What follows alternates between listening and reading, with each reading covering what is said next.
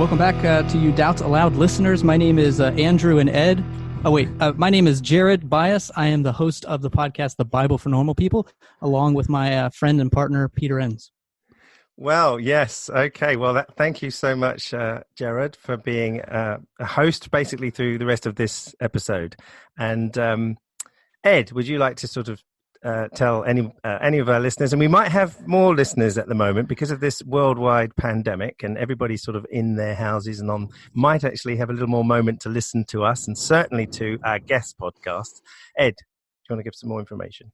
Well, it's just fantastic, Jared, you're with us, but I'll say in passing, sadly, Frances can't make it this time. She is on the receiving end of some Mother's Day attention, should we put it that way, from her family. Which is a big thing over here. Well, yes. Probably there as well, but on the right. Yeah. Now, the Bible for Normal People is just fantastic, and we recommend it as much as we recommend the Unbelievable podcast for people to tap into. And it's just amazing that Jared wants to have a chat through with us on our podcasts, and particularly because, from my point of view, I feel that kind of atheism is sort of looming in the background with your podcast without being addressed very much. Would you say that, Jared? I mean, it depends on what you mean by looming, but I think we aren't. I guess we don't really think about it in those terms as much.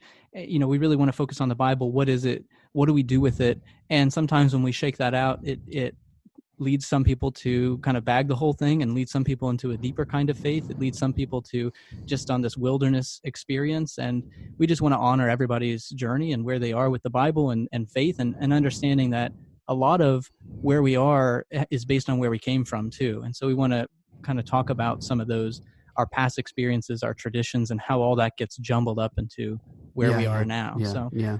So I wonder if we could just go sort of backtrack a bit for anyone that's just listening that to this basically and thinking, well, okay, what is this Bible, your podcast, which is the Bible for Normal People? I mean, from my perspective, I came across this at the beginning, and gosh, I don't know what life would have been like for me back in the day if something was like this was around, not just technology, but the actual way that you're tackling stuff. For people who find themselves in doubt on the faith, I mean, this is, I always see it, and I told one of our listeners I was in contact with to say, look, I don't know where you're going to land. Our motives aren't to make people like us. It's just to get them thinking and working through. And I pointed them to your podcast, which actually I think has been very positive for them. It's I think of it as a last stop off before you actually fall off the edge. And I think it's great. So I'm very positive about what you do. So could you explain it from your point of view, the origins? Yeah. So, for us, it was Pete and I having some conversations and recognizing, at least here in the States, whenever you talk about the Bible and you go to, say, a Barnes & Noble, which is a bookstore, or to some Christian bookstores that we have here, they didn't have the kinds of things that we would have learned or been teaching in our seminaries or university positions. And we were just saying, like, that's a shame, where it was only coming from one ideological viewpoint, and that was from a more conservative evangelical framework of reading the Bible, which is relatively recent in the history of interpretation. So for us, the mission has always been bringing the best in biblical scholarship to everyday people. And so when we say the Bible for normal people, we mean like non-nerds who don't have access to, scholarly journals and the most recent Mark scholarship and that sort of thing. And we want to just break it down for everyday people so they understand that the Bible is complex and it's ambiguous and it's diverse, and that has implications for faith. Okay, Ed, do you want to say something there? I think it'd be good to talk about our stories. Obviously, our listeners are quite familiar with our two stories, but Jared won't be. So if I could just summarize mine, I think a key point is that I grew up as an atheist. My folks were both atheists. So the end of my story was like a reversion back to how I started. But I did become a Christian as a teenager and was in the kind of charismatic end of things, quite kind of committed in all of that. And it was disappointments on the kind of knowing God side and God being involved in the world with us side, rather than any intellectual problems with the Bible that caused me to doubt. But once I was doubting, I kind of tried to put aside anything other than evidence and sort of certain amount of scholarship, and in the end thought that atheism was the way. But that was a long journey over several years. So that's my story.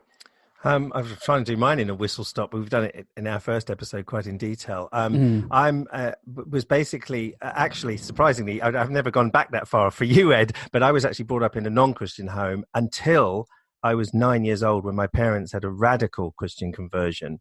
And so from that age, I was really thrown right into conservative evangelical Christianity, quite fundamentalist. I left home at 18 to join a missionary organization called YWAM, Youth of the Mission. You may be familiar with that, probably.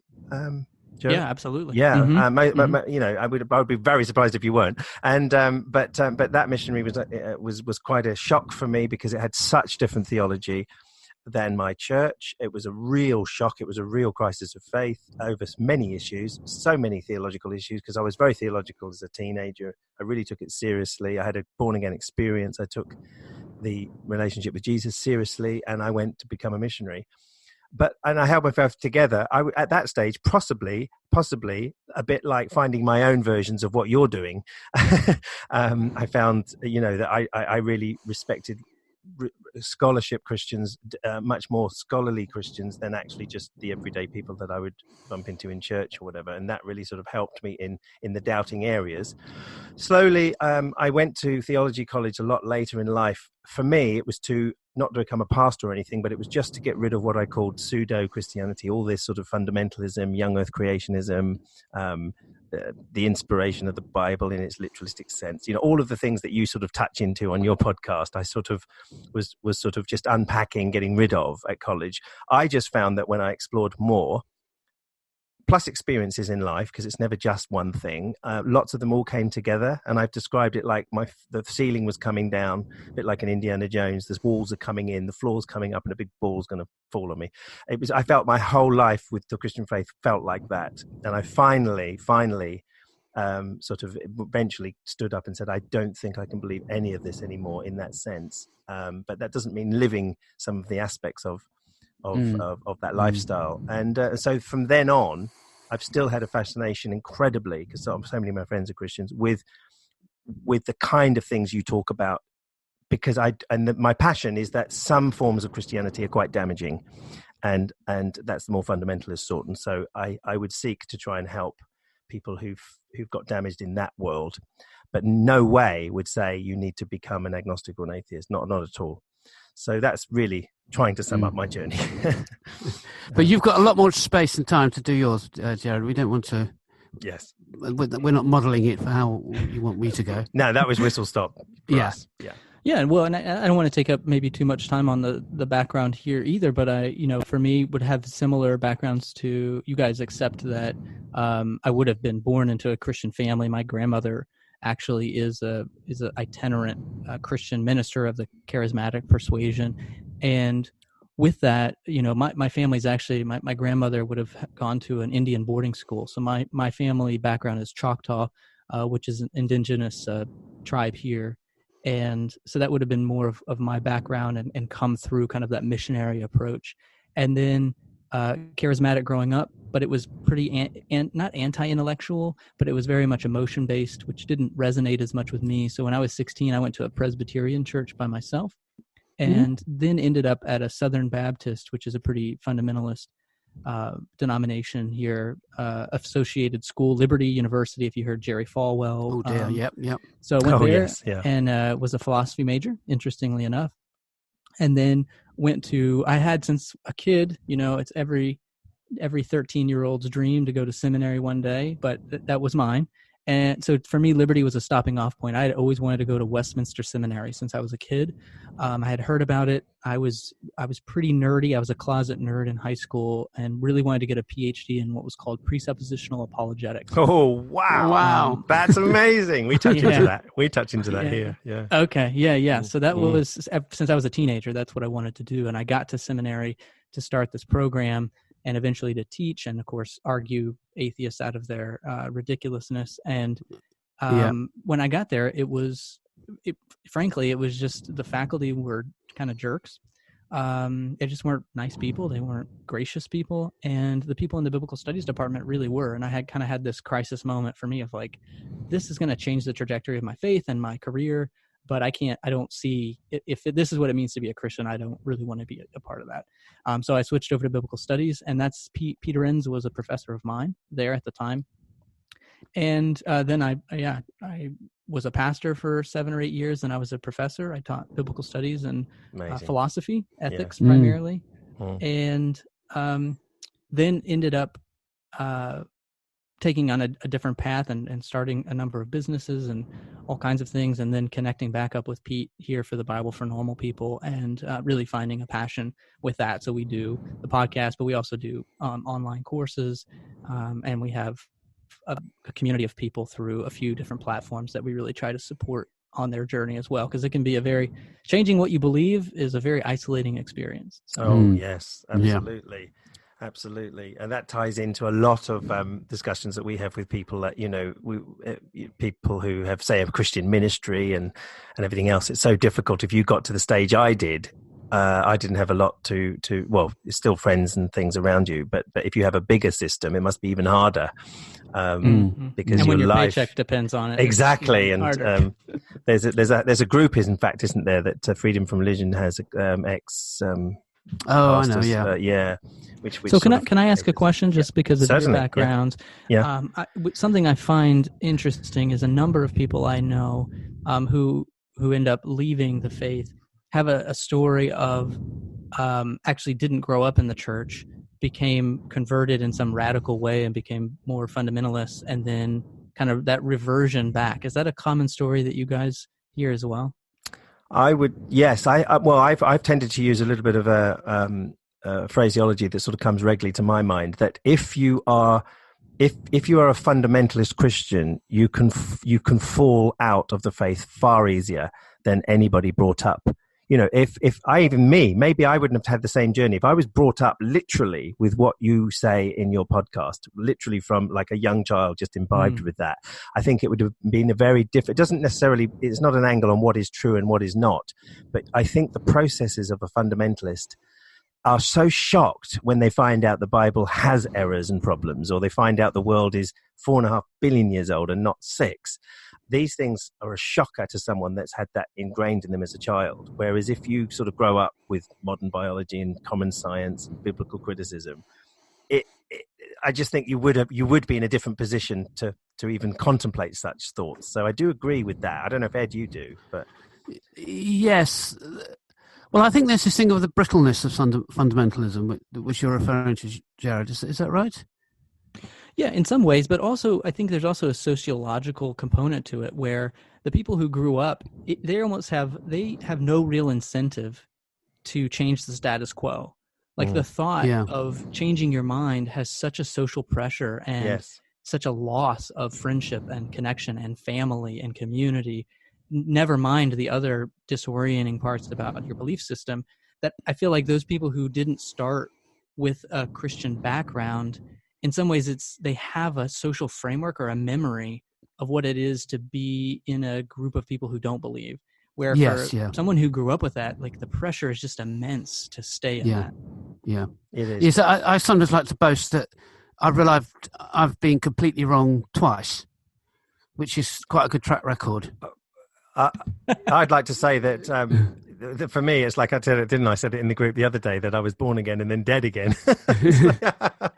And then, I do think fundamentalism does that. I mean, my truck with Christianity at the moment would be that fundamentalism, that sort of, that sort of thing where you can see a program on TV, even now at my age, and they say this rock is, 2 billion years old, and there's an inner child that's going, that's a lie, from the devil, and it doesn't matter how much you know and how much you accept academically as an adult, something going into children. Now, I don't know with you, Jared, were you a young earth creationist? Were you brought up that way? Oh, yeah. Oh, for sure. Wow. So what was your feeling like to stumble across to evolve to use Well, the word, out of that? I think one thing that was really helpful, which you can't really prescribe, is just my personality and makeup. So I've always been pretty anti-authoritarian. So I've always been pretty skeptical by nature. And that really helped, because while I would buy into it and I would lead the charge with it, and I taught other people young earth creationism, I taught all the reasons why, evolution's wrong.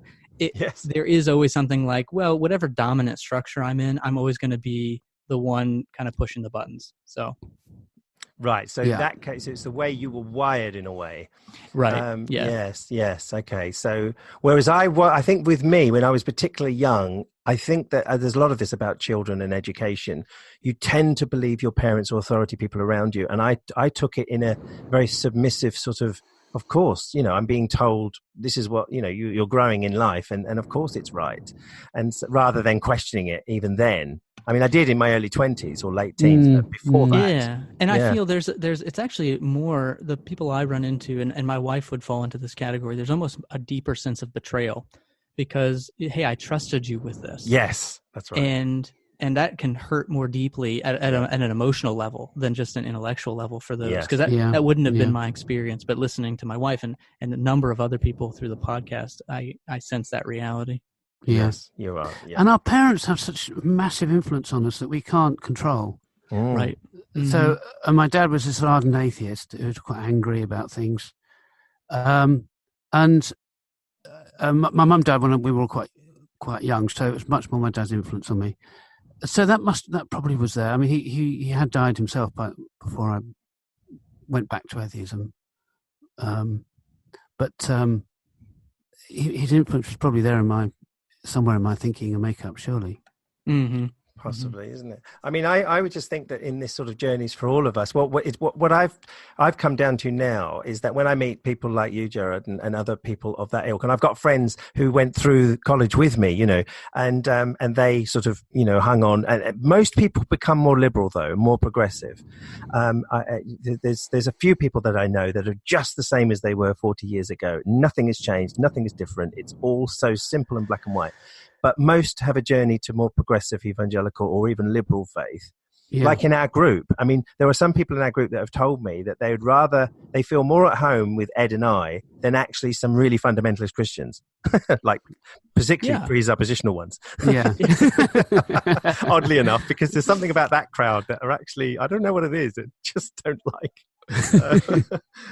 Well, and it's interesting though, too, because I wonder this, and you guys may have a unique perspective on this, but for me, it is a chicken and the egg situation for me, because I wonder, like those few people that that haven't changed over those 40 years, yes. I wonder if it's something about how they were raised and something about their makeup, that there's probably other parts of their life that they haven't changed or evolved or matured either. And so it's just interesting to see those people. Like, I think sometimes we think it's the faith itself. Like, well, it's your fundamentalism that doesn't allow it. But I actually wonder if on the flip side, you are drawn to those things that better fit with your personality and who you are. Yes, exactly. Yeah. That's exactly what I tend to think. Because I tend to think, why is it that my friend, say, who I'm thinking of right now, knows everything I know, but is still, I would say, probably a progressive or liberal Christian. But everything I know hasn't done what it did to me, and therefore, is it down to the fact that was he more liberal? I think it's possibly partly more liberal as an early Christian, anyway, with the background he had. But also, I beginning to question now whether it's just wiring as well. That some people will land here because they're wired that way, and you, Jared, might be wired another way, and sort of you are where you are, and yet the stuff, the issues with the Bible, the issues with how complicated everything is. Absolutely. Yeah, I do think it's partly makeup, and again, because of how I'm wired, like I almost have this, and maybe in some ways it's immature, but I think it's just who I am, of saying, like, who are you to tell me whether I'm a Christian or not? And so in some ways it's like, well, if it walks like a duck and it talks like a duck, and I'm saying, well, it's not a duck and it's none of your business, So I've had a number of people reach out to me personally and say, hey, why are you still a Christian? Help me. I'm really wrestling with a lot of this. And I have never been on that and given them a status. I've never seen more disappointed people than when I take those calls. And I have them because what they want is like a silver bullet of like, well, give me the convincing argument. And I just say, listen, here's the secret. I'm a Christian because I want to be. Yes. Like, Right. that's it. It's a choice that I make to And identify that way. so you would probably Yep. see and have sympathy for those that do jump over the edge, if you like, into a newer world of like we did, which I never expected. I would never have believed in a million years that the Andrew that was, and I was a liberal Christian for quite a while as well, I would never have believed I could have got to where I am at all. It wasn't like, oh, well, this is a secret desire.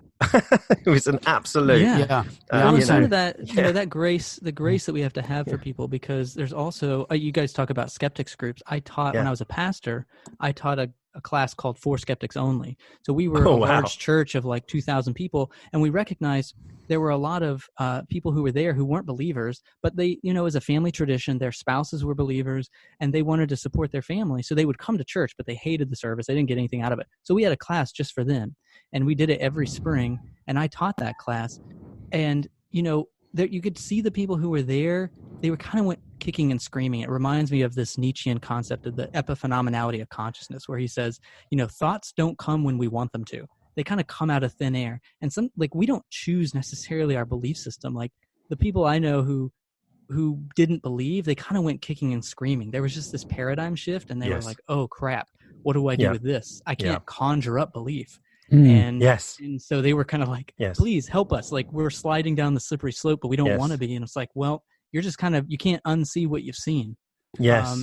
You don't choose your beliefs, as some people say. Yeah, you don't choose. Yeah, you don't just say, oh, I'll have that. I'll have that. Yeah. Exactly. They happen to you. And they then happen. you go with them. Yeah. So Yeah. But what you do have choice over is what you choose to look at in terms of evidence and that sort of thing. Yeah, right. Yeah. Mm-hmm. Well, that's why one of my things, but I won't bore you with that. Yeah, I mean, I've always listened to a lot of Christian stuff because I thought I want to know what's being discovered, what's real, different questions, and people like, I'm absolutely listen far more to Christian, more liberal stuff than I do secular and non-Christian, because I do both as well, but not. I have a strong focus on, okay, if a liberal progressive Christian is saying this about the Bible, then I think it's not, you can't argue that it's someone who's trying to have an axe to grind against the faith. It's someone who's just, that's why I like Pete so much, and getting to know you on your podcast with him. It's just brilliant, because it's like you're being open with the reality of science as I see it. You're being open with the reality of the science on the Bible, and that's one of the biggest things. It's that you're just you're stepping back and saying, what is the Bible for normal people than this thing that we've been told it is? And I think that's fantastic. Yeah. So yeah.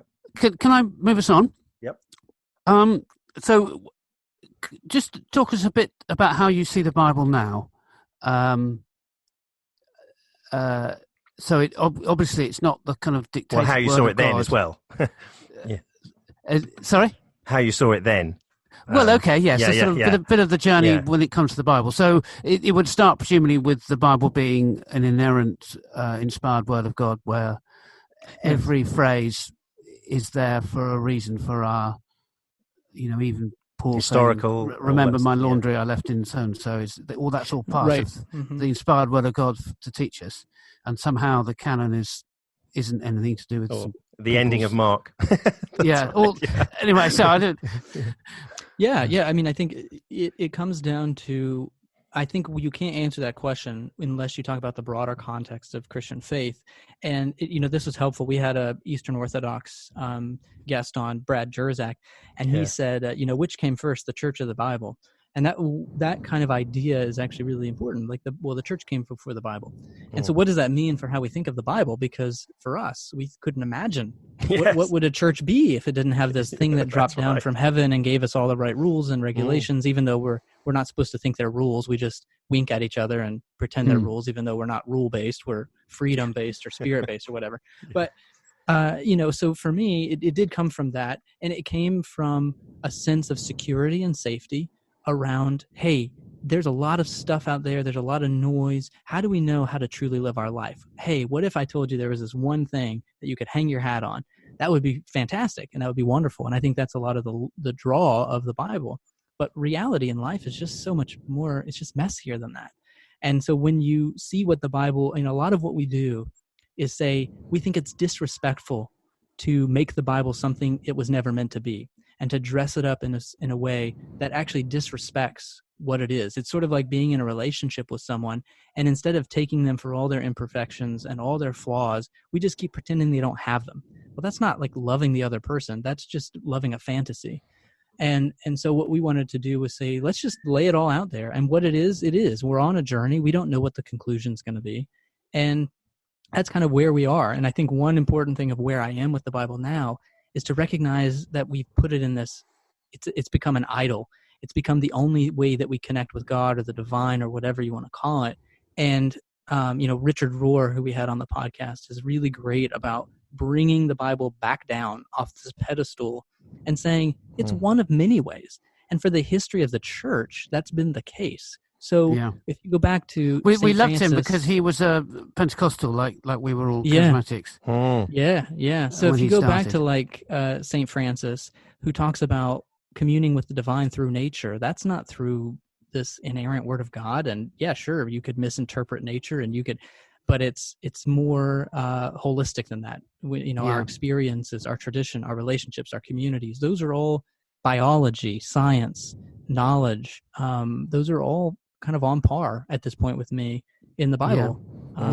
I was at when I was at college, I remember having this discussion. It sort of came out that Protestants have been classically criticizing Catholicism for the Pope to be the authority, without seeing that they see the Bible in the way you just described. It is Protestant Pope in a way. It's this book, and it's just in its fixed form of what you're told it is the authority. It's like, so you use that to hit everyone with. And I remember that discussion quite well. You sometimes don't see it like that from when you're inside a Protestant sort of setting. So can I ask you guys, with how you see authority then, what is, because this would be one of my critiques of some of my more progressive friends, is they think that what they've done is like, now they're these individualistic superhumans who don't have any other authority but themselves. Right. And so how would you guys see authority? To me, the ultimate authority is reality. So it's a real thing that if I want to be kind to somebody, then murdering them is not going to be fitting in with that. So there's that side. And then there's the completely other way of looking at it and saying, well, I am responsible for myself. Only I can work out what reality really is, if there's a God or not. And so it becomes very kind of individualistic in some ways in terms of what you actually end up believing, what your worldview is. You just can't you can't kind of outsource that to anybody else or any group. You just have to do that for yourself.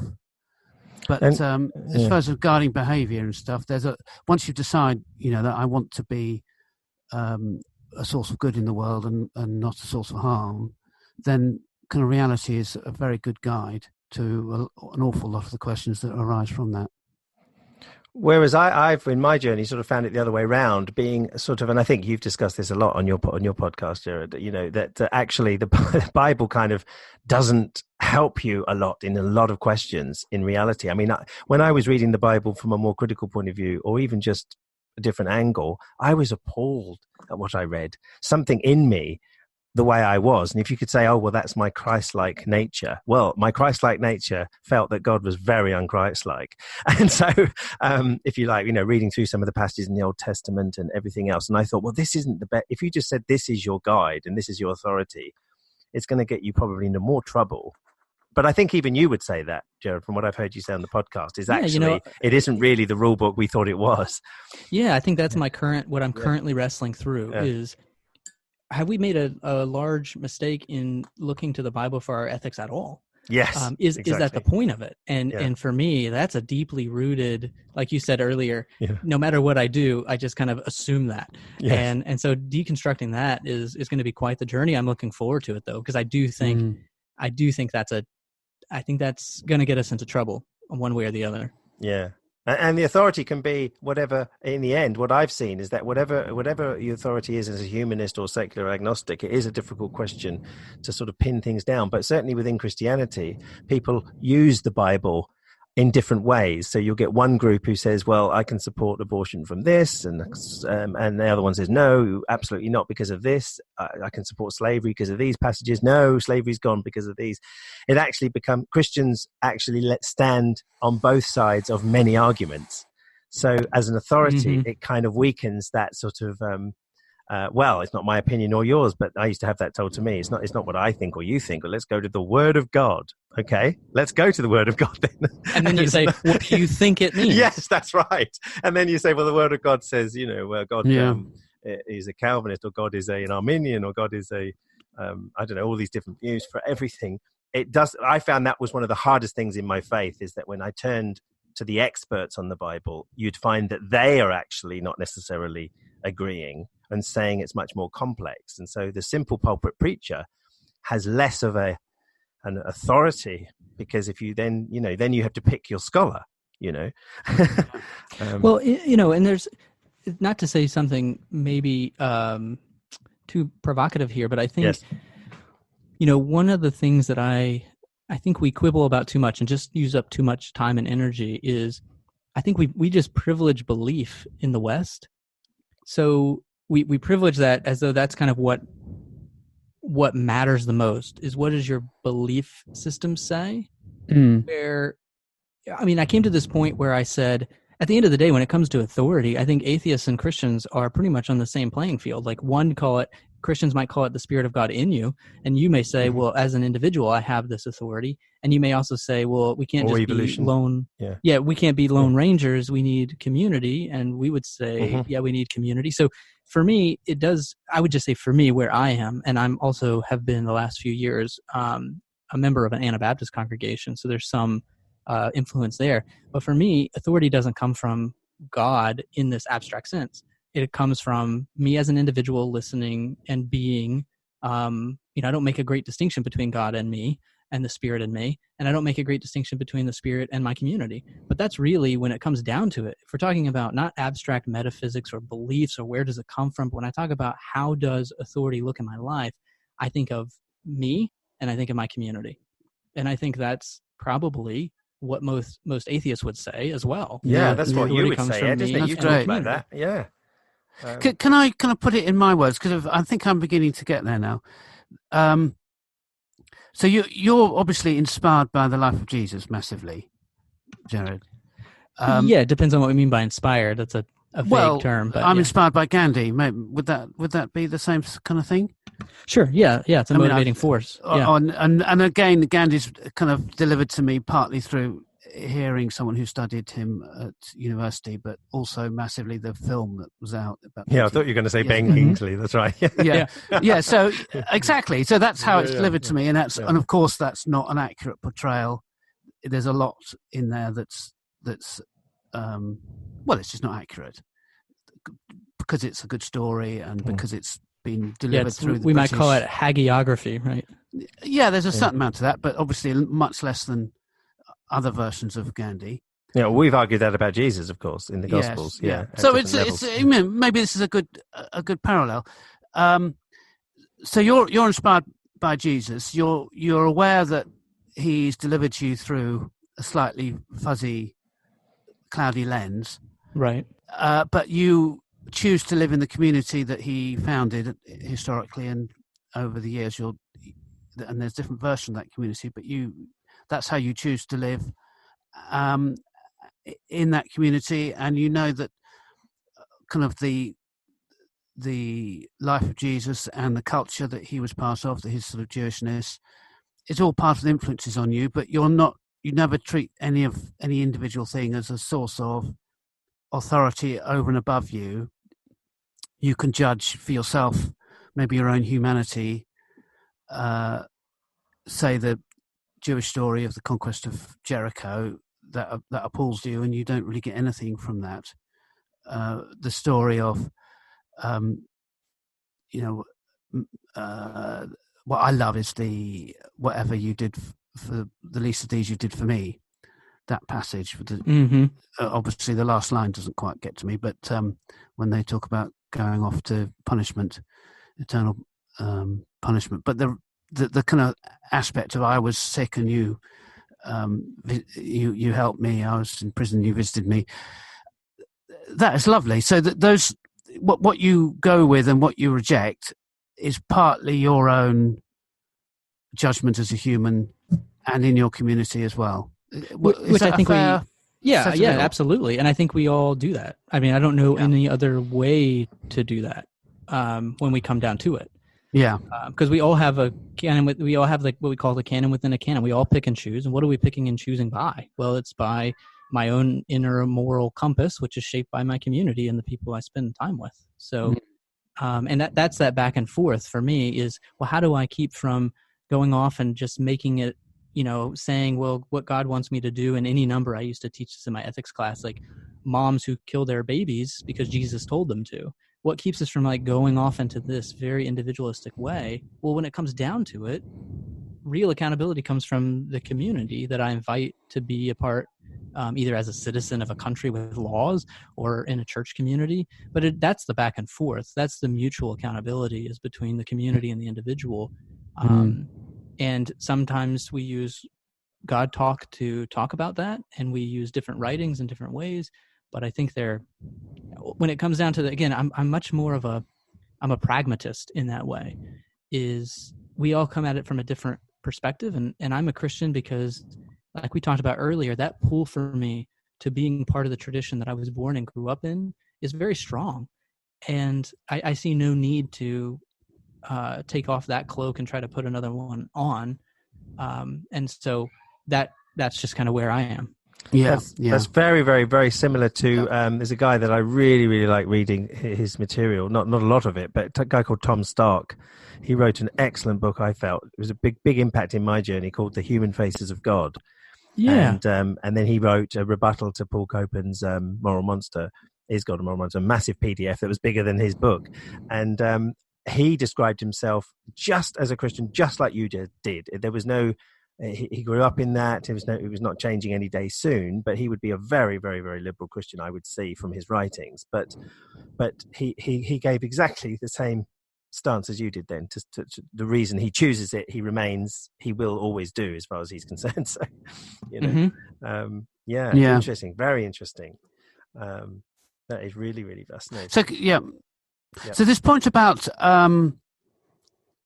beliefs, you think in the West, beliefs are sort of over-egged. But I think maybe it's probably my character, and maybe a bit kind of a nerdy, techie kind of engineering background. I love to know how things work. But to me, it really does matter with beliefs. So, for example, the mum who believed that God was telling her to kill her babies, that's a belief that really does matter. Well, in a sense, but you could also argue, like we were talking earlier, that if we take the God construct away, maybe it ended up being an alien that told her to kill her babies. It may have been, right? So what do we mean by what's the content and what's the form of the belief?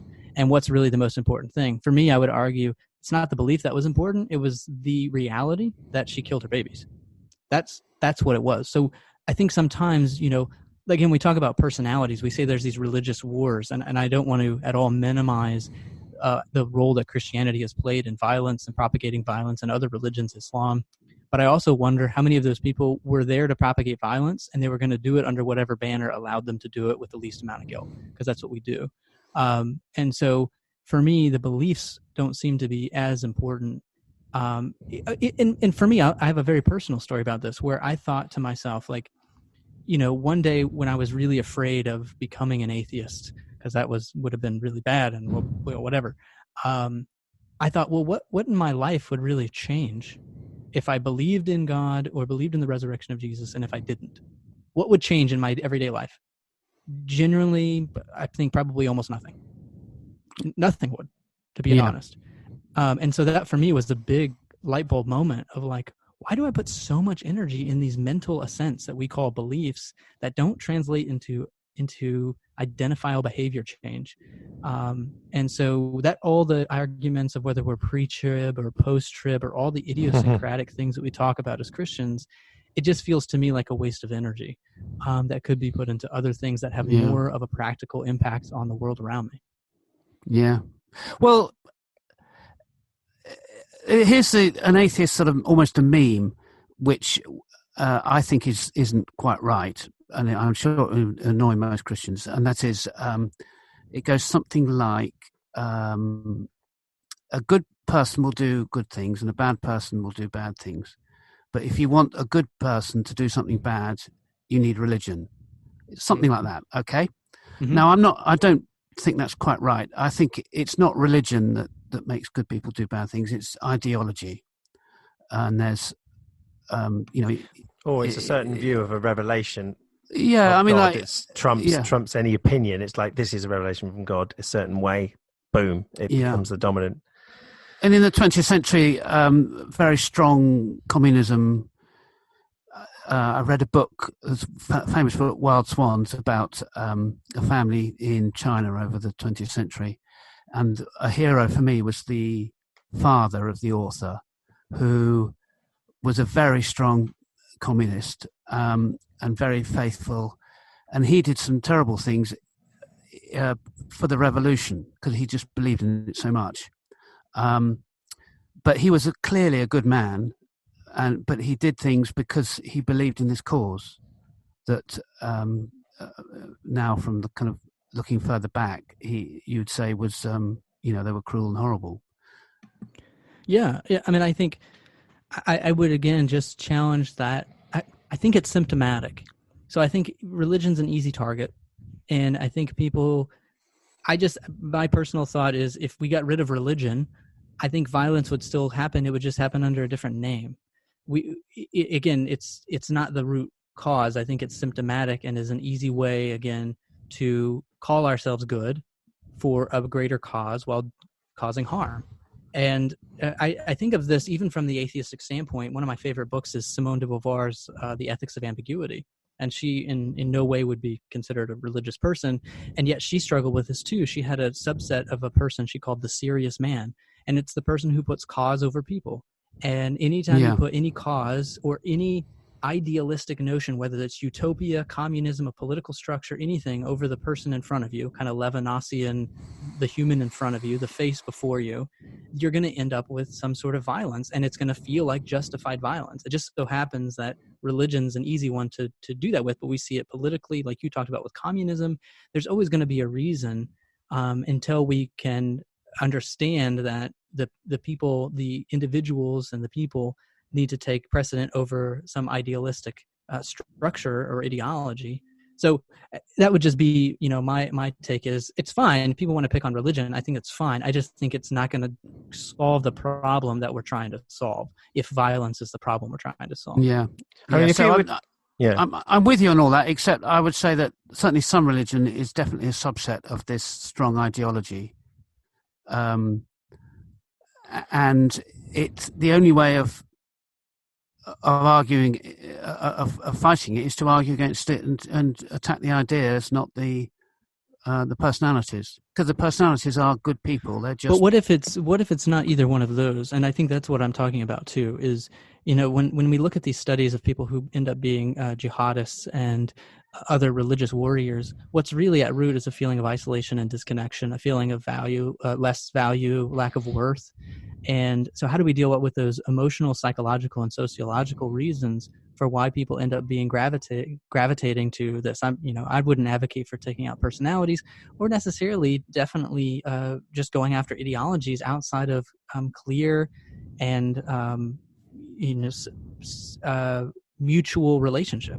And so for the people that I've walked through fundamentalism, I would just say, for anybody I've ever changed their mind, it didn't come because I was arguing with them about ideology or belief system. It was because I became a friend to them, and I listened to them, and I connected with them, and I affirmed them, and I encouraged them.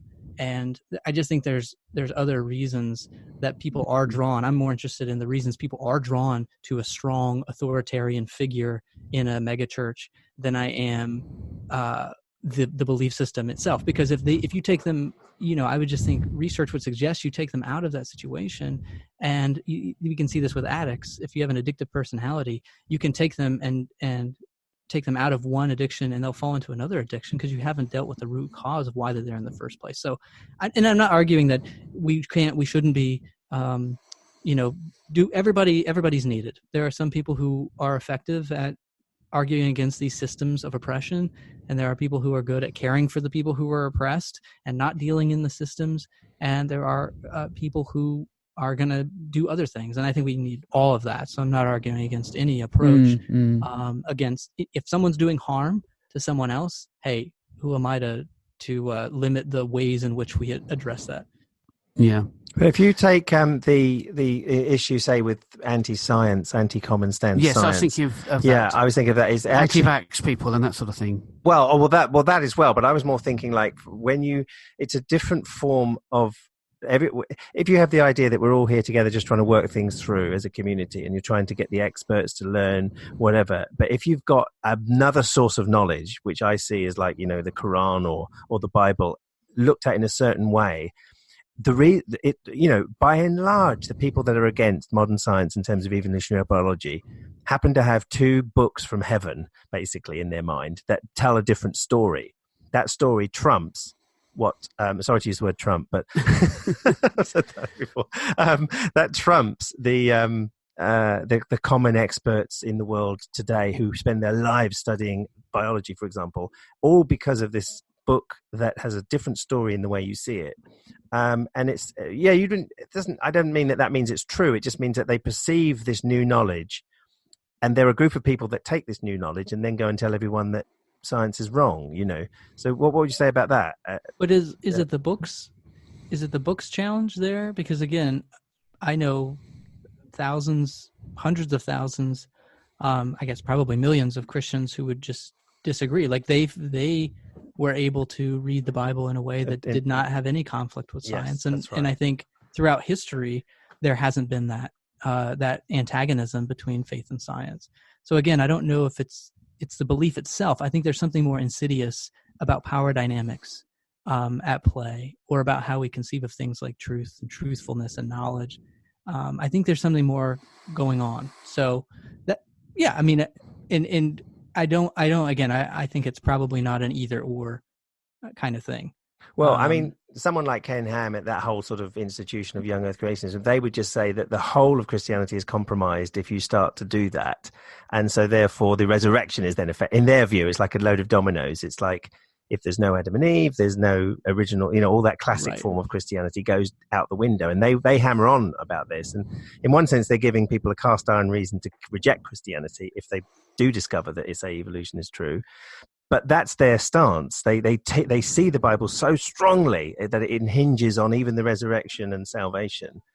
And the only reason for that, imagine if they didn't have that book in that way in their minds, they might join everybody in where the experts in their other fields of science go, instead of trying to create a new science. So what would you say drives, say, someone like Ken Ham, if you're going to be specific here? Well, I think there's something to, as humans, we have, I think we want certainty, sort of kind of Maslow's hierarchy of needs in terms of security, and feeling safe. And what more does that than the feeling that the one God, who's in control of all things, has given us this roadmap to live a successful life. I think that's a very compelling story. And if you have a sense of uncertainty in your life and you haven't learned how to deal emotionally and navigate the just inherent ambiguities of what it means to be a human, then you're going to be drawn to that kind of story. And again, I just think that it's the most widespread and compelling narrative in certain parts of the U.S. and other parts of the world that we've had. But I would just argue, because I've seen it, you see this in other sects and other religious entities throughout history besides Christianity. If you can give people a sense of safety, security, and comfort, a lot of people are going to be drawn to that. It's a different. It's like a human movement, but sociologically speaking, that's probably a very good way to put it. I think there's a personality aspect to it, which we've probably covered actually, but I think my kind of personality is the kind that loves certainty rather. So I want to kind of think this through and then come to a conclusion. So, okay, I might be wrong, but this is the end of the road for me in terms of this seems to be the most likely answer, and I know exactly how to argue for it, and that gives me a sort of kind of comfort that's more than just, well, we don't know and who knows, and it's all a bit at sea. I mean, that's been, for me, my journey back to the faith, through my atheism phase, really came not from needing certainty, but actually kind of running it through, because again, my background's in philosophy, in particular post-structuralism, to see the inherent ambiguities. I love it when people say, well, I just believe in science. It's like, well, science is a process. It's not, it's a never-ending process. So what do you mean you believe in science? You don't have any certainty when it comes to the scientific process. Yeah, exactly. What was true, resolutely 400 years ago in science is just not true anymore. And so it's actually the inherent ambiguity and lack of certainty that led me back to saying, well, I just don't, for me, I guess what I'm reacting against and probably projecting is my atheist friends who somehow have said, well, what I need is a more sense of security and safety. And I think that science gives us more of that than Christianity. And I'd say, well, I just think you're barking up the wrong tree. You're still after this hole in the soul need for certainty in a world that's just not meant for that. Right. Not even the Bible. Happen. Like you said, that's almost the science of the Bible is also developing and changing. And exactly. A view now about the Hebrew scriptures is vastly now actually different to the way some people have looked at it in history. So yes, so we're in a sea of complexity in one sense with everything. Absolutely. Yeah. But Ed, one thing I wanted to do, I know you've got some other points. I did want Jared to sort of just outline. I'm really, really fascinated by your thing about presuppositional Christianity and what it is and what you found, why that didn't work for you. Because I'm fascinated by that subject because I've listened and read a bit about it.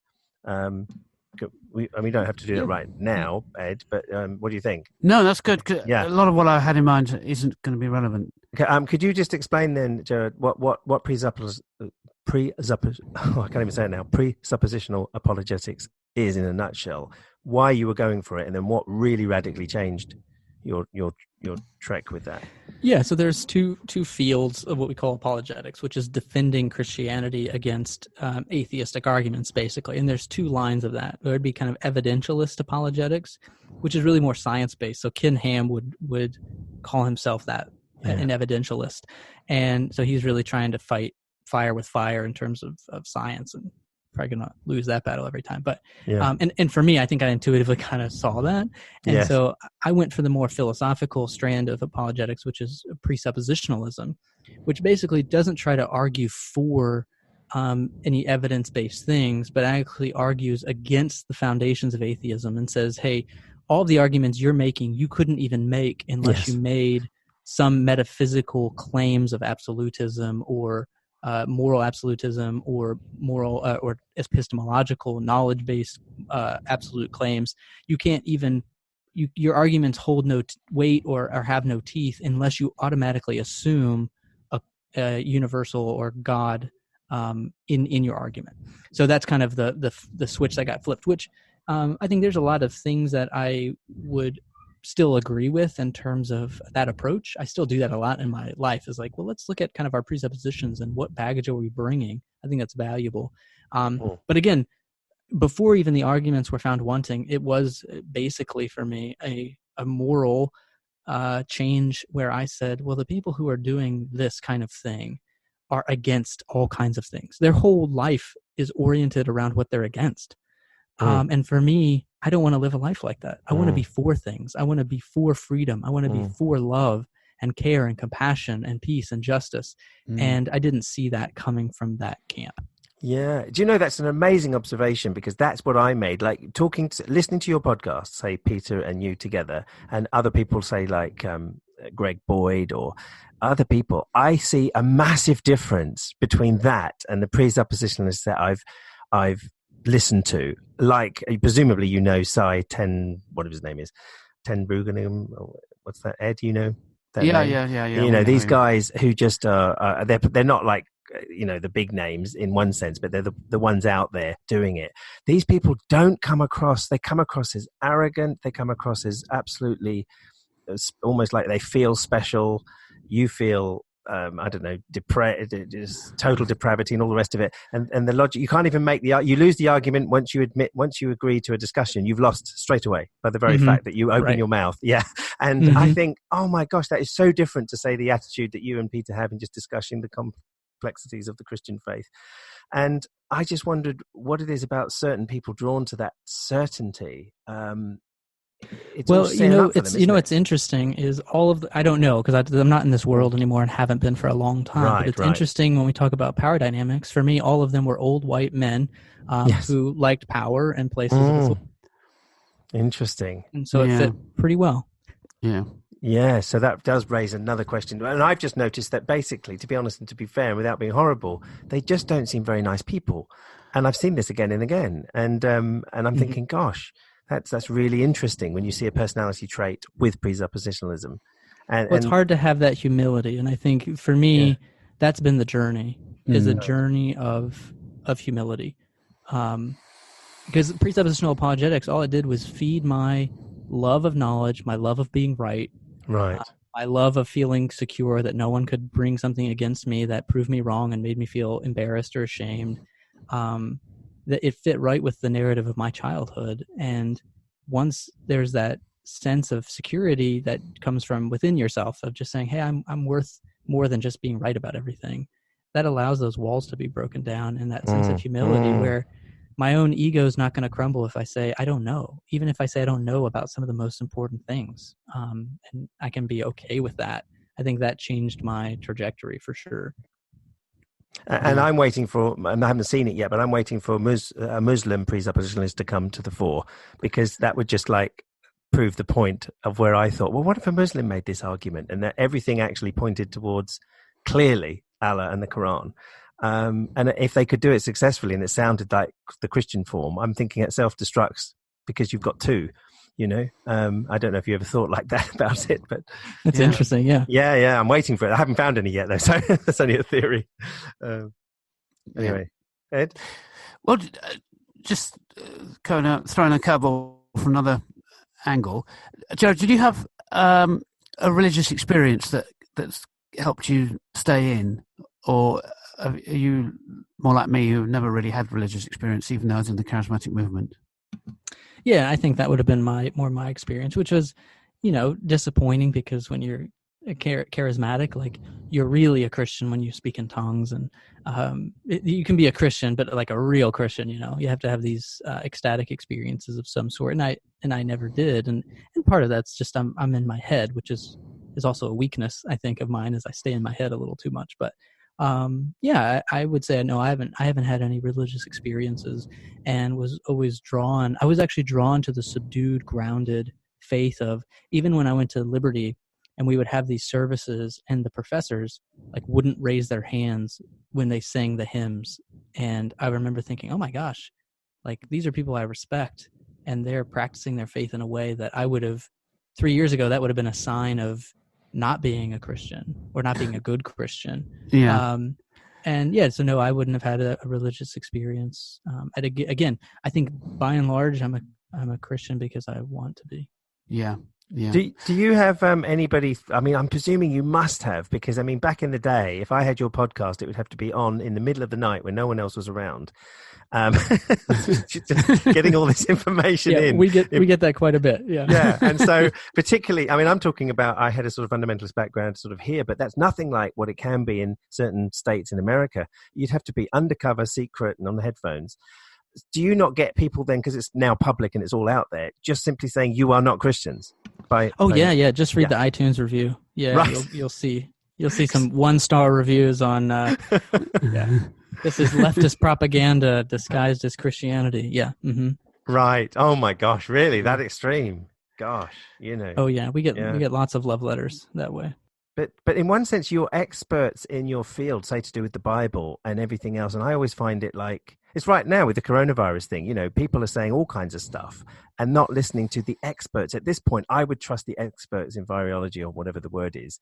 And I would have to say, how could I really say something negative about someone like you and Pete, who know their stuff as trained professionals? And you come along and say, something like, well, they're not really Christian, Well, I think it comes down to, and I hate to keep beating the dead horse, but I think we have to recognize that if someone has, people like the status quo, people tend to not like change because it's very disruptive. And so if they can find a reason, like if they have this internal sense of, hey, what they're saying seems like it's kind of, it sounds like it's true, or here's how all the pieces fit together. But then if they have this narrative from their pastor, from other people who say, hey, if anyone says anything that makes you feel really uncomfortable about the Bible, we can just call them liberals, or we can just call them this, they're compromising with the world. There's all these phrases I had growing up. They were kind of weapons that I could use to defend myself against feeling uncomfortable and having to change. And I don't think people do this consciously, but I do think we all weaponize ourselves against needing to have to take a hard look at ourselves and change things that make us feel really uncomfortable or ungrounded or, again, ashamed or embarrassed. And so we have these at the ready, and I think people use those. To keep into your tribe, in that sense. It's interesting. That's a good way to put it. Yeah. Now, a lot of people, this is research, it's, I think goes back quite a few decades, that your worldview is, part of its function is to sort of ward off your dread of death. Have you come across this one? Yeah, I think in some ways, well, it's a unifying, it definitely helps us ward off the sense that life is chaotic. Yeah. Well, this is specific to the kind of terror of death. And so we need a worldview to sort of put everything in context and to help us come to terms with that we are going to die. And of course, some worldviews with an afterlife solve it that way. And with atheism, you just got to sort of come to terms with your death, and it's so you concentrate on your life and maybe your legacy a bit instead. So do you feel there's any of that going, that you I presume you don't try and get comfort from an afterlife, because I would imagine you're not all that sure that there is such a thing. Yeah. Mm-hmm. Yeah, I wouldn't be a proponent of my faith. I wouldn't say. So that's not something I would find compelling or comforting. I mean, there's a number of what we call Christian materialists who talk about that, and we just had an episode with Megan Henning about half of our Bible, and more than half of our Bible, 2/3 of our Bible wouldn't really have a conception of the afterlife either. Yeah, that's right. Yeah, that's right. We looked into that a couple of weeks ago. I listened to that. I thought it was great. And I have to tell the story, Ed, about our group. With the classic situation. Jared would love this. It was an amazing situation where we had, Phil and the other guy, I forget his name, back in the day when we were asking what their fears were, what they really liked about each other's views from an atheist to a Christian. And what they didn't like. And the classic one at the end was the Christian said, I just, as much as I'm going to live forever, I just find it really hard to contemplate living forever in heaven. I just really find it quite frightening and it scares me. And he said, that's one of my problems with the faith. And then the other guy said, my problem is with the thing, not living forever. And if I could, it would be wonderful. And that was a Christian and atheist with the exact opposite. One, Yeah. Well, and one thing that helped me a lot in that is, I mentioned at the beginning that my family heritage and background is Choctaw, which is a Native American tribe, and their view of the afterlife would be more cyclical, and understanding that we're not above the other creatures of the earth, and we have to do our part. We have to live and die to make room for others. It's that circle of life piece, which it took me a long time because I didn't understand it, because Christianity is such a linear worldview tied to such a Western, modern, European framing of time and all these other things. And so digging more into my heritage helped me to reconcile some of that and come to peace with, hey, for hundreds of years, my people didn't have this internal existential angst about death, but had come to peace with it in this other way that seemed more healthy for me. That's great. So is that how you come to terms with your death? I was obsessed with death when I was a kid. like from a young age. It's funny because I have a son who's 10, and he's very much like me. You kind of come to our room sometimes and crying and saying, "Hey, what's wrong?" And he says, "I've just been thinking about death. I've been thinking about you dying and everyone dying." I would have been very much like that. Same thing. And so I think part of it is I have a controlling personality, and from a young age, like probably 7 or 8, I knew that death was the one thing I couldn't manipulate, I couldn't control, I couldn't get out of. And I would just spin my wheels trying to figure that out. And I think a lot of my life choices of going into philosophy and going into teaching were part of me trying to process that this thing is something I cannot control. And so it's been a big spiritual discipline for me, of letting go of an afterlife, letting go of not knowing when or how I'm going to die. And I think that's actually driven a lot of my moral development and my growth and maturity is this thing called death. And I think more people should come to terms with it. And that's one thing I think Christianity does a disservice to people by giving them an out not to face the reality of their death. Because I think it can be a real impetus for development and growth if we could come to terms with it. Yeah. And then you've got the trauma, as in, like when I was a kid, it wasn't so much traumatizing, but it did really cause me a lot of mental, I think, issues for ages with the traditional view of hell. And about 95% of the planet, from the way I thought about everything, was going there to this endless suffering and fire and judgment. I mean, this is like the definitively traumatizing, very damaging concept, even to adults who think it through, you know. And so surely you had that as your upbringing, that view of hell, presumably. Yeah, absolutely. Yeah. And I think, one of the most important things when people say, I think one of the most damaging things for fundamentalism is that every fundamentalist I know grew up believing that that was the only way Christianity had ever been since time immemorial. Yeah. And so they think that by disagreeing with this one belief, they're disagreeing with the faith of millions across centuries. Yeah. And it didn't take me long, even in college, even at Liberty, to see just pick up a few history books and you can see we've been disagreeing about all of this for hundreds of years. And that helped me okay, there's not like this one way. And if you disagree, you're out. You can find some weird stuff in the history of the faith. Oh, totally. Yeah. I mean, there was universalism around in the 4th, 5th centuries. There was conditional immortality or annihilationism there in the early days as well. And they've been fighting it out ever since. But one of them sort of won out and become the one. So it's more the social effect that you grow up with your mother's milk with the tradition, whether it's Eastern Orthodox, evangelicalism, whatever. And you get people today who are challenging that.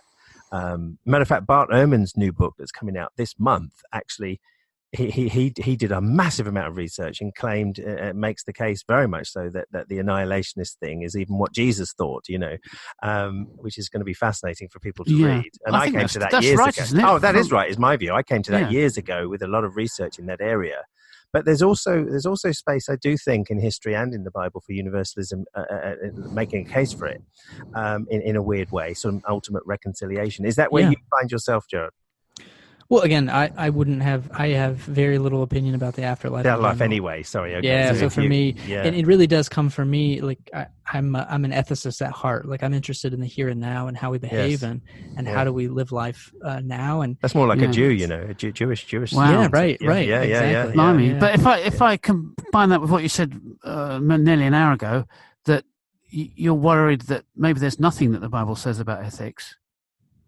Yeah, right. Well, that's the challenge, right? So that's been my recent challenge, is to say, well, how does the Bible fit into all this for our ethics? And I think, I haven't come to really any conclusions about that yet. It's just a matter of recognizing we take I do think it's more complicated than the chicken and the egg. I think there's a lot of what we would call hermeneutical spirals of this back and forth, or we might call them kind of dialectics.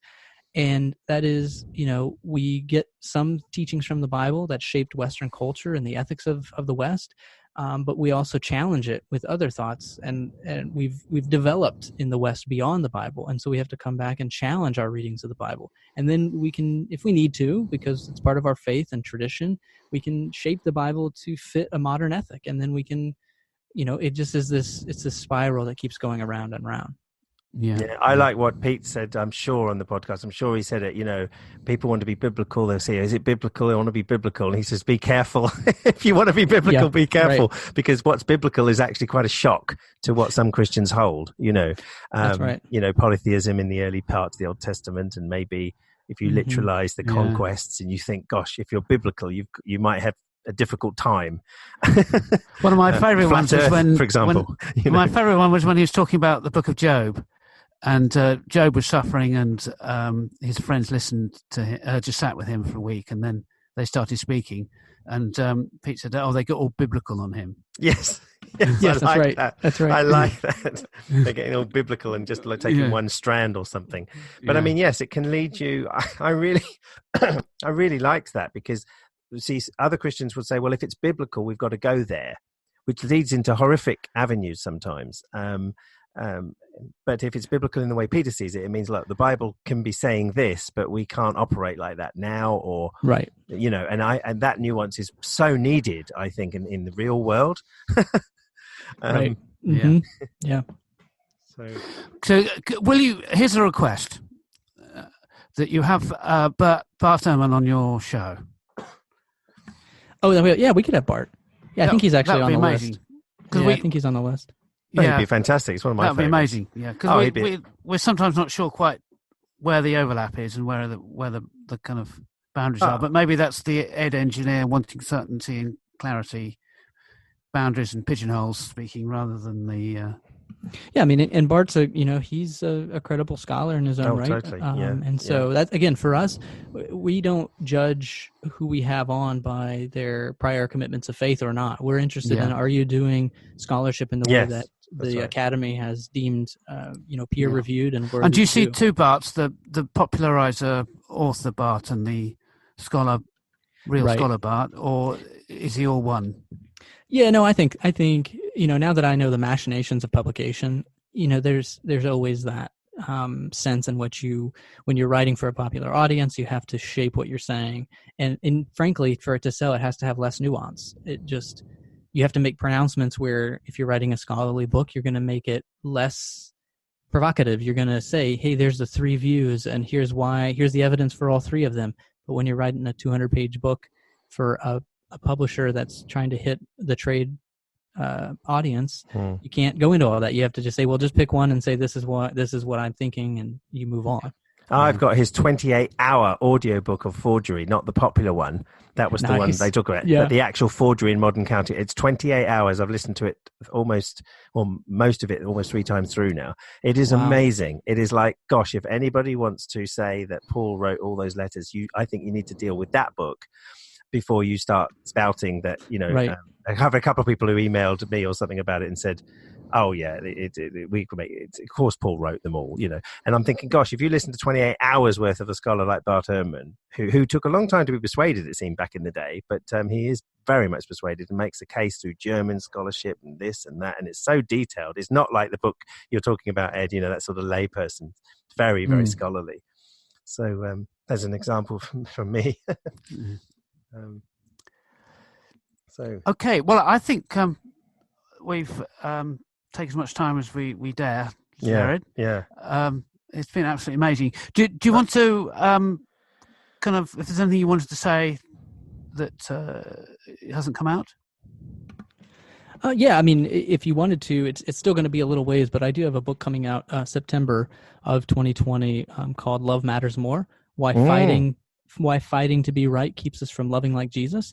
And I do go into yes, wow. Like it, right belief. Yeah, and it's really about. I'm really trying to talk to my Christian brothers and sisters about this insistence on absolute truth, and so in a lot of ways, it's my way of taking down the idol of absolute truth, and how we weaponized truth in the church.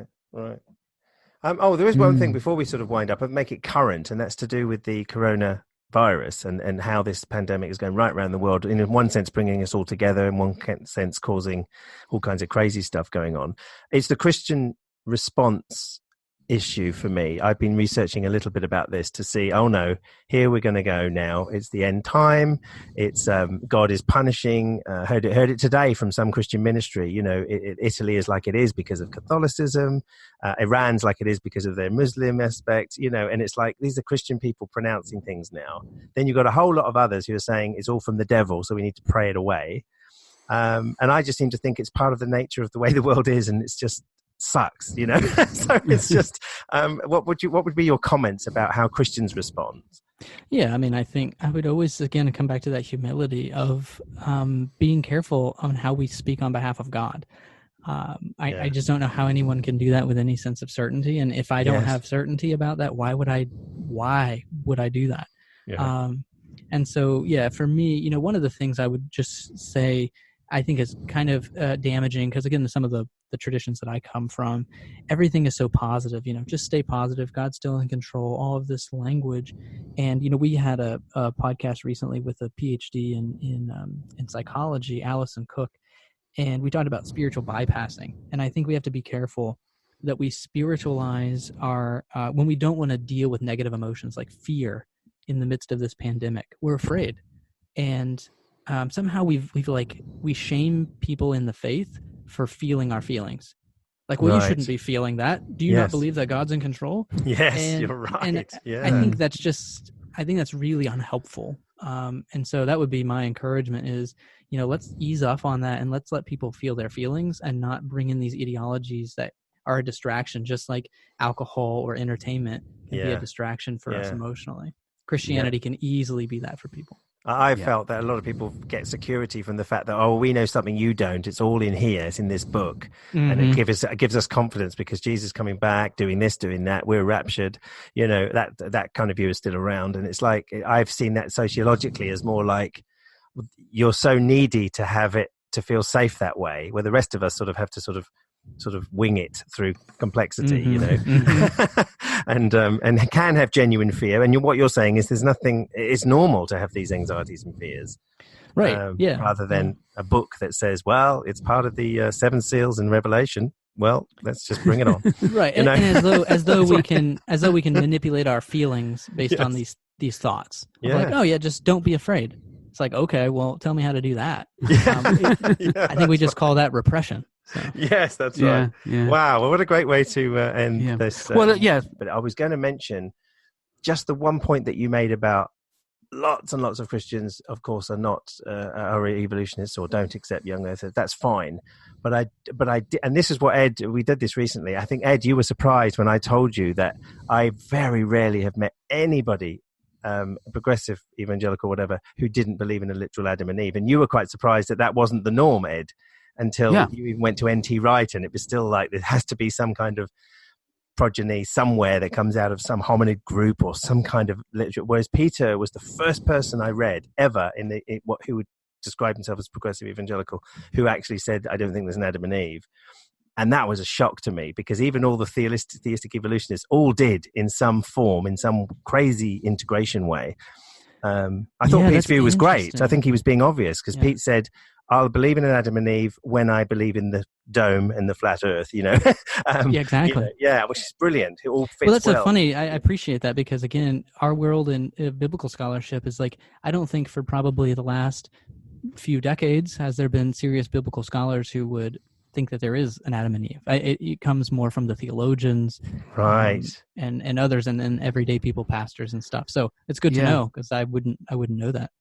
Right. And the Pope in 1956 or something did an encyclical discussing all these matters, and he came out clearly that there was one parent of all, Adam. Yes, yeah.